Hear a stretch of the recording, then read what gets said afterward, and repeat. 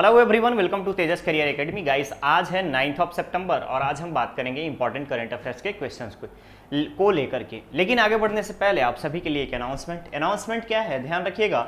जितने भी आप लोग सेल्फ स्टडी वाले स्टूडेंट हैं उन सभी के लिए सीजीपीएससी प्री क्रैश कोर्स एक बिल्कुल ही नॉमिनल प्राइस के साथ, नॉमिनल यहाँ पे फी के साथ स्टार्ट किया जा चुका है भिलाई ऑफलाइन बैच में। ध्यान रखेंगे, ऑफलाइन बैच जिसकी शुरुआत 12 सितंबर से हो रही है। और गाइज, इस पैकेज में आपको टेस्ट सीरीज बिल्कुल फ्री रहेगा और लास्ट 1 मंथ का आपका दिसंबर से लेकर जनवरी तक का कंप्लीट रिवीजन चलेगा। ओके, तो गाइज आप लोग जो भी इंटरेस्टेड होंगे डिस्क्रिप्शन बॉक्स में नंबर दिया गया है, आप उस पर कॉल करके इंफॉर्मेशन ले सकते हैं। ओके गाइज, चलिए शुरुआत करते हैं आज के इस सेशन का। क्वेश्चन है 36वें राष्ट्रीय खेल का शुभंकर क्या है। ध्यान रखिएगा, राष्ट्रीय खेल का शुभंकर क्या है, यानी मॉस्कट के बारे में बात किया जा रहा है। ध्यान रखेंगे आप, मॉस्कट के बारे में बात किया जा रहा है। तो गाइस यहां पे पूछा जा रहा है मॉस्कट के बारे में। तो 36वें राष्ट्रीय खेल का शुभारंभ जो होगा कहां पर होगा, गुजरात में होगा। ठीक है, गुजरात के 6 शहरों में होगा, गुजरात के 6 शहरों में होगा, जिनमें से आपका ध्यान रखेंगे अहमदाबाद, अहमदाबाद के बाद सूरत, सूरत के बाद राजकोट, राजकोट के बाद भावनगर, भावनगर के बाद बड़ोदरा, बड़ोदरा। ठीक है, ध्यान रखिएगा इन सभी शहरों में आपका ये जो है राष्ट्रीय खेल ऑर्गेनाइज किया जाएगा। और मॉस्कट रखा गया है सावज, याद रखेंगे सावज। सावज जो है ये गुजराती भाषा है, ध्यान रखिएगा गुजराती भाषा है, जिसका अर्थ अगर हम बात करें तो होता है शेर। सावज का अर्थ होता है शेर। तो गाइस ध्यान रखेंगे 36वें राष्ट्रीय खेल का शुभंकर सावज है। और सावज में अगर हम आपसे बात करें तो सावज की यहां पर ध्यान रखिएगा गुजराती भाषा में इसका अर्थ होता है शेर, लॉयन। याद रखेंगे आप, लॉयन। क्लियर है, तो करेक्ट ऑप्शन क्या बनेगा आपका A. Savaj is the 36 Savaj is the mascot of 36th national games. Clear रहेगा, ओके। नेक्स्ट क्वेश्चन है ड्रोन के द्वारा खेतों में, ध्यान रखिएगा ड्रोन के द्वारा खेतों में यूरिया का पहला छिड़काव राज्य के किस जिले में हुआ। ध्यान रखिएगा, कुछ दिन पहले मैंने आपको बताया था कि ड्रोन के द्वारा एग्रीकल्चर में अगर आप देखिएगा तो कीटनाशक का छिड़काव करने के लिए इंदिरा गांधी कृषि विश्वविद्यालय रायपुर के साइंटिस्टों के द्वारा अलग अलग इक्विपमेंट्स डिजाइन किए गए हैं। तो गाइज यहां पर ड्रोन के द्वारा खेतों में यूरिया का पहला छिड़काव राज्य के महासमुंद जिले में की गई। कहां की गई, महासमुंद जिले में किया गया, जिसमें से अगर हम बात करें तो एक बॉटल, ध्यान रखिएगा एक बॉटल 500 ml की एक बॉटल जो है ये एक बोरी यूरिया के बराबर है। ध्यान रखिएगा एक बोरी यूरिया के बराबर है। और इसका छिड़काव जो है 10 मिनट में 1 एकड़ लैंड में यूरिया का छिड़काव किया गया। क्लियर है, तो देखिए टाइम कंज्यूमिंग की अगर हम बात करें तो टाइम कंज्यूमिंग बिल्कुल कम है, साथ ही साथ वेरी इफेक्टिव। क्लियर रहेगा गाइस, ज्यादा यूरिया की रिक्वायरमेंट भी नहीं है, और 10 मिनट में 1 एकड़ में छिड़काव किया जा रहा है इस कीटनाशक का। तो गाइस ध्यान रखिएगा यूरिया का पहला छिड़काव राज्य के महासमुंद जिले में किया गया। क्लियर है, चलिए आगे बढ़ते हैं। क्वेश्चन है सौर ऊर्जा प्लांट के लिए, ध्यान से देखिएगा, सौर ऊर्जा प्लांट के लिए किसानों से लिए गए जमीन पर प्रति एकड़ कितने रुपए की राशि दी जाएगी।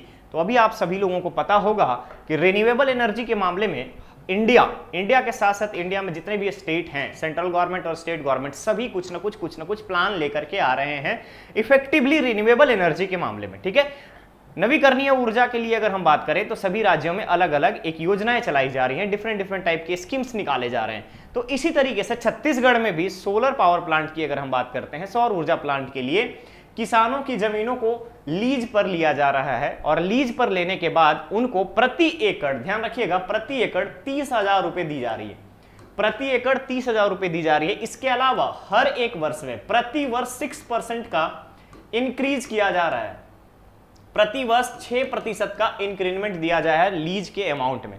जैसे अभी 1 साल के लिए 30,000 मिला, 1 साल कंप्लीट हुआ तो उसके बाद 6% आपका बढ़ा दिया जाएगा। इस तरीके से एक एक चीजों की अगर हम बात करें तो प्रति वर्ष 30,000 की अगर हम बात करते हैं और 6% की इंक्रीमेंट के साथ 30,000 रुपए देने की घोषणा की गई है। क्लियर रहेगा, तो करेक्ट ऑप्शन यहां पर बनता है आपका सी।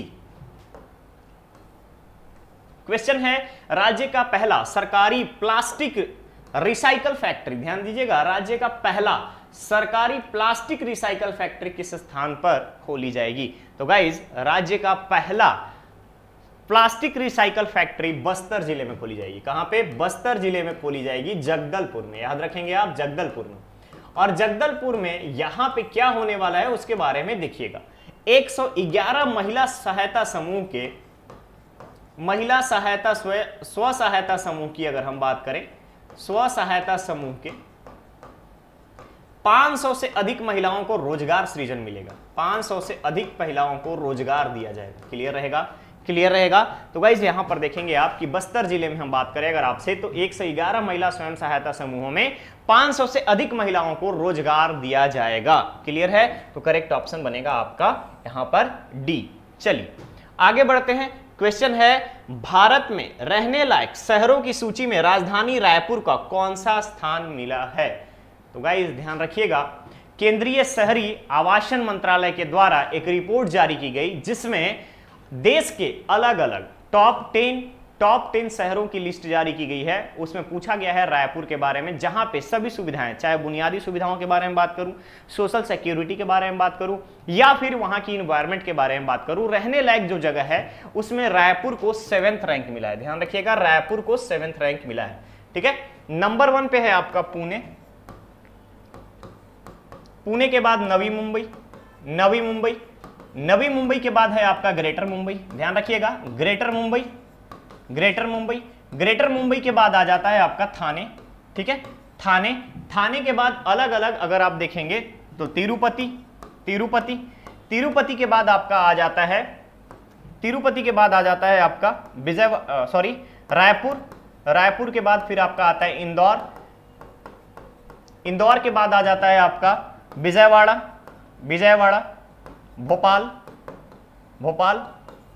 भोपाल एंड लास्ट अगर आप देखेंगे आप तो यहां पे 10th के आसपास आता है आपका एनसीआर रीजन। ठीक है, रहने लायक जगहों की सूची में। तो आप ध्यान रखिएगा कि राजधानी रायपुर को रहने लायक शहरी क्षेत्रों में 7th रैंक मिला है। तो करेक्ट ऑप्शन क्या बनेगा यहां पर आपका? ए। आगे बढ़ते हैं दूसरे क्वेश्चन पे। क्वेश्चन है एससी और ओबीसी, ध्यान से देखिएगा, एससी और ओबीसी वर्ग के गरीब बच्चों के लिए कितने नए प्रयास विद्यालय की स्थापना की जाएगी? सबसे पहले प्रयास विद्यालय के बारे में आप जानें। गाइस, प्रयास विद्यालय में जितने भी कॉम्पिटिटिव एग्जाम होते हैं उन सभी की प्रिपरेशन कराई जाती है फ्री ऑफ कॉस्ट, और इसकी जिम्मेदारी ली जाती है राज्य सरकार के द्वारा। राज्य सरकार किसी संस्था से यहां पर एमओयू करता है, उनके साथ एग्रीमेंट करता है, और जितने भी पिछड़े वर्ग के लोग हैं, बच्चे हैं, जिनको टैलेंट है, जो टैलेंटेड हैं, जो पढ़ने में एवरेज है, उन सभी को इस लेवल तक पहुंचाया जाता है कि आईआईटी, जेईई, पीईटी, पीएमटी, उसके बाद नीट, इन सभी एग्जाम्स की प्रिपरेशन कराई जाती है। साथ ही साथ सीजीपीएससी हो गया, इन सभी एग्जाम्स की प्रिपरेशन प्रयास विद्यालय में करवाई जाती है। क्लियर रहेगा? तो पूछा गया है एससी और ओबीसी वर्ग के गरीब बच्चों के लिए कितने नए प्रयास विद्यालय की स्थापना की जाएगी? तो टोटल 4 नए प्रयास विद्यालय की स्थापना की जाएगी, और लक्ष्य क्या रखा गया है? सभी कॉम्पिटिटिव एग्जाम्स की तैयारी। क्लियर? नेक्स्ट क्वेश्चन है, छत्तीसगढ़ का पहला दिव्यांग स्वावलंबन केंद्र का शुभारंभ कहां किया गया?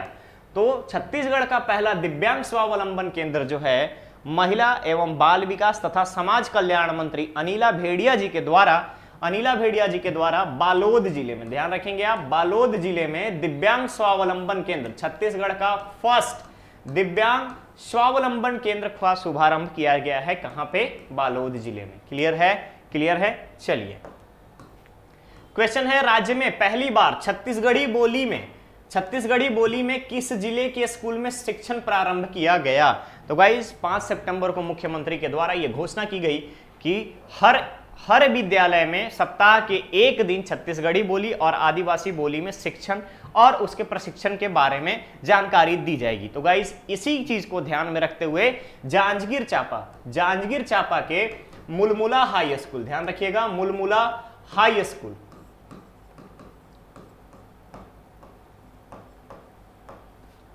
हाई स्कूल की शिक्षिका हैं, लेक्चरर हैं, नाम है प्रतीक्षा सिंह के द्वारा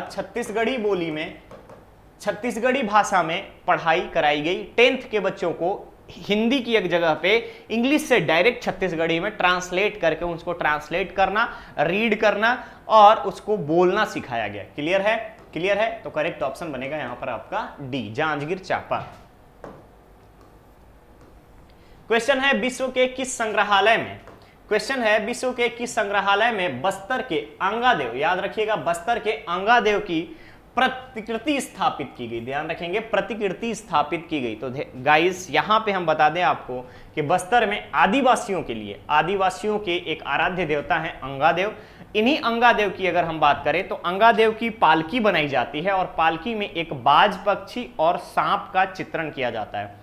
इस चित्रण को जर्मनी के वेस्टलैंड, ध्यान रखिएगा जर्मनी के वेस्ट वॉल म्यूजियम में स्थापित किया गया है, क्लियर रहेगा, वेस्ट वॉल म्यूजियम में स्थापित किया गया है और इसको बनाने वाले हैं नारायणपुर जिले के, ठीक है, नारायणपुर जिला के बेड़ा बंगाल के निवासी, बेड़ा बंगाल के निवासी, क्लियर रहेगा, बेड़ा बंगाल के निवासी, क्लियर रहेगा। तो ध्यान रखिएगा यहां पर अंगादेव बस्तर के जो आराध्य देव हैं आदिवासियों के, अंगादेव की प्रतिकृति जो है वेस्ट वॉल म्यूजियम जर्मनी में स्थापित किया गया है। तो करेक्ट ऑप्शन क्या बनेगा, ए। नेक्स्ट क्वेश्चन है आज के सेशन का लास्ट क्वेश्चन, क्वेश्चन है फुटबॉल विश्व कप 2022 कतर के वॉलंटियर ओरिएंटेशन की होस्ट राज्य की किस जिले की महिला बनी है, यानी राज्य के किस जिले की महिला है जो कतर में आयोजित फुटबॉल विश्व कप 2022 की होस्ट बनी है, किसका होस्ट, वॉलंटियर ओरिएंटेशन की। तो गाइस ध्यान रखिएगा राजनांदगांव की रहने वाली अंशु जैन जो है कतर में आयोजित फुटबॉल विश्व कप 2022 के ओरिएंटेशन, ध्यान रखेंगे वॉलंटियर ओरिएंटेशन प्रोग्राम की होस्ट बनी है, नाम है उनका अंशु जैन, क्लियर रहेगा अंशु जैन।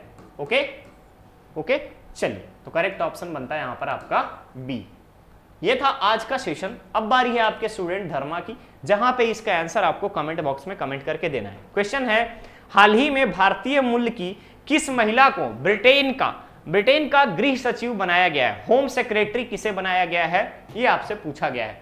आंसर आपको कमेंट बॉक्स में कमेंट करके देना है, ध्यान रखिएगा आंसर जो है आपको कमेंट बॉक्स में बताना है, याद रखेंगे आप कमेंट बॉक्स में बताना है। ओके, तो गाइस इन सभी चीजों को आप ध्यान रखिएगा। चलिए मिलते हैं बहुत ही जल्द हम लोग एक नेक्स्ट और नए सेशन में। चैनल को सब्सक्राइब करें, वीडियो को लाइक शेयर जरूर करें। साथ ही साथ गाइस हमारे यहाँ सभी कोर्सेज की इंटीग्रेटेड वनडे कोर्सेज हो, वनडे कॉम्पिटेटिव एग्जाम हो या फिर आपका पीएससी लेवल की कोई भी एग्जाम हो, ऑफलाइन क्लासेस स्टार्ट हो चुकी हैं भिलाई ब्रांच पे। डिस्क्रिप्शन बॉक्स में दिया गया नंबर आपके काम का साबित हो सकता है। अगर आपको इंटरेस्ट है तो आप यहाँ पर डायरेक्टली कॉल करके, चाहे आप सीजी टीचर की अपकमिंग वैकेंसीज के बारे में क्लासेस के ज्वाइन करना चाहते हो या फिर आपका सीजीपीएससी को थोड़ा सा और फर्निश करना चाहते हो, आप क्रैश कोर्स भी ज्वाइन कर सकते हैं। ओके गाइस, मिलते हैं नेक्स्ट सेशन में। Thank you so much.